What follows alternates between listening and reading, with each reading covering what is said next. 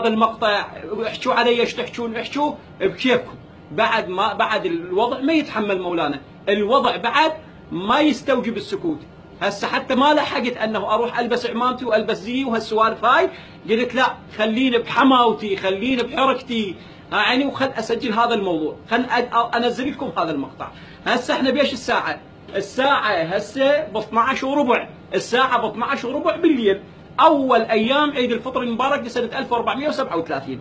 خوش عيني، هسه قبل 5 دقائق او قبل 10 دقائق قام من عندي ولد من شبابنا، من شبابنا ذول اللي مشكله يا عمي، مشكله هذا الشباب يحوفه بسربته، ولد شاب بعده بريعان شبابه، وعلى قولة ذول الناس اللي الفايخه، ولد على قولتهم بلمعه، ولد حلو، ولد كذا، هالسوالف هاي.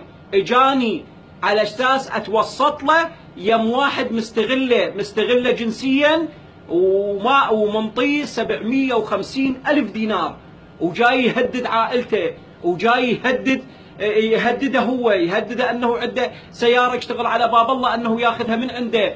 هاي كلها تهديد، ومستغله الولد جنسيا، واجا يبكي يمي.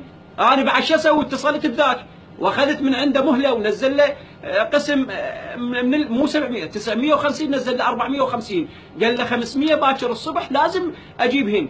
انا بخاطر انه الشيخ ومو ميت على الشيخ، انا مشكله يا عمي، بس هي هدايه الله، بعد الله هداه. عوائلنا، ولدنا، اهلنا، لا تعرفون الشباب مسربتين، هذول بالمقاهي، هذول بالغازينات، ذول اللي يفترون على المطارات. يا عمي والله بلوى ابتلينا من هالناس، عمي ناس دينها ومدقوقها الحلو، دينها ومدقوقها الذكر، دينها ومدقوقها حب الولد. عم ابتلينا بهالنماذج هاي. هسه دولة ايسنا منها، عشائرنا ايش بيكم؟ الغيرة وين؟ الحمولة وين؟ الغيرة على العرض وين؟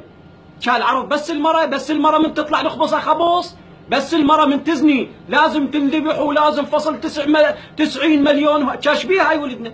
شبيها ولدنا؟ مو عيب تخزينا؟